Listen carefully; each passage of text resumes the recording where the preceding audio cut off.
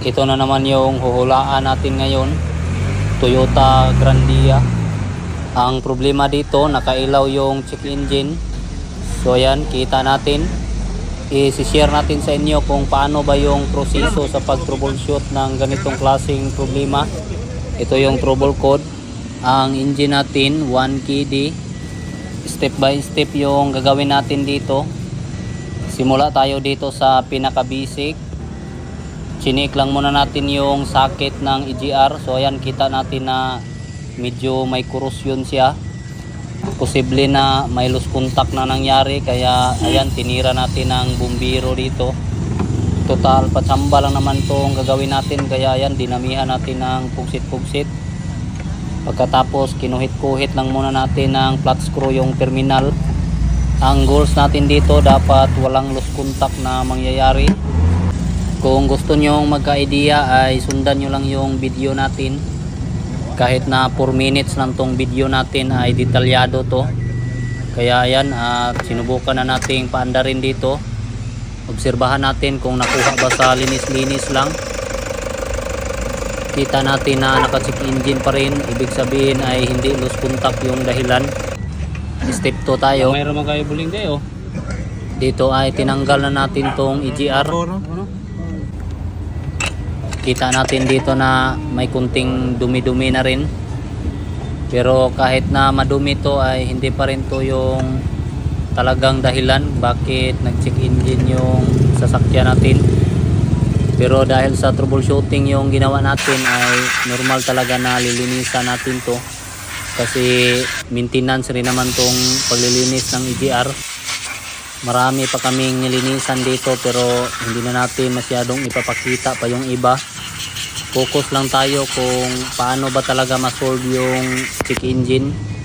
So ayan, kita natin na naibalik na natin lahat. Nilinisan na natin tong makikita natin dito, yung EGR at intake. Kita natin na hindi masyadong sinaw-sinaw yung trabaho natin. Pero wala naman yan sa sinaw-sinaw, nasa function yan. Kaya susubukan na naman nating paandarin ulit. So ayan, observe natin dito. Makikita natin na nakailaw pa rin yung check engine. Ibig sabihin kahit ano pa yung gagawin nating pasinaw-sinaw ay wala talaga.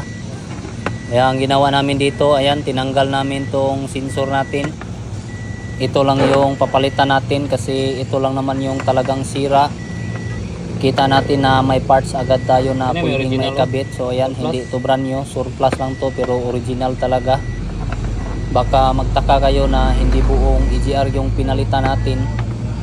Siyempre para makatipid naman tayo at saka okay pa naman yung buong EGR bukod lang dito sa sensor na to. Baka sabihin nyo naman na bakit hindi natin agad pinalitan ang sensor na to, bakit pinatagal pa natin. Siyempre ang sagot ay troubleshooting nga yung ginawa natin, kaya ganun talaga. At saka lahat naman ng ginawa natin ay para sa ikakabuti. Pagkatapos na may kabit yung sensor, so ayan, kita natin na wala ng code na nakikita dito.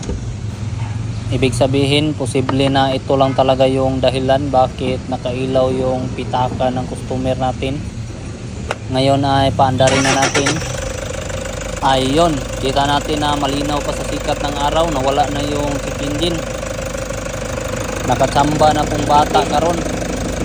Ibig sabihin itong sensor lang talaga na to yung dahilan ng lahat. Medyo nakatipid talaga tayo ngayon at natapos pa agad yung trabaho natin. So ang gagawin natin dito ay ayan, dahil malinaw na, itataklob na muna natin tong upuan natin. At siyempre pagkatapos ay ayan, binigyan natin ng sticker yung may-ari. Bago pa kasi yung sticker natin, medyo nasubhan yun. Dahil sa may sticker na, ayan, tinry nating patakbuhin ng 100 kung malakas ba talaga pag may sticker yung sasakyan. Hanggang dito na lang tayo at maraming salamat. God bless.